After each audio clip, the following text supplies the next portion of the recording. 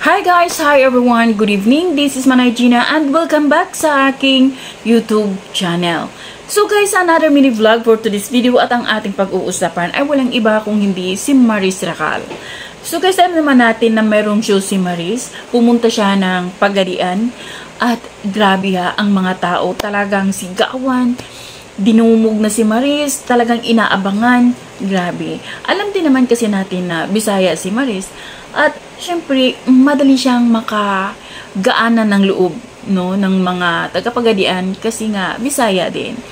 At ang daming mababasa mo talaga sa comment section, guys, na ang daming nagsasabi na grabe si Maris. Napakaganda. Ang liit ng mukha, ang ganda-ganda.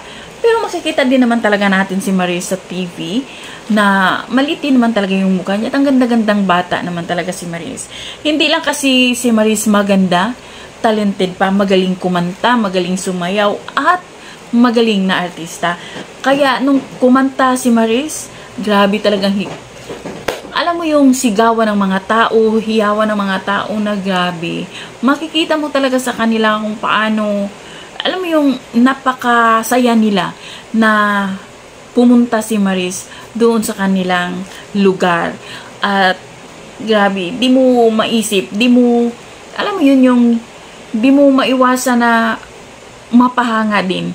Kasi nga ang mga tao napaka-warm yung kanilang pagtanggap kay Maris sa kanilang probinsya. So yun lang guys, thank you for watching. Until then, bye. God bless everyone.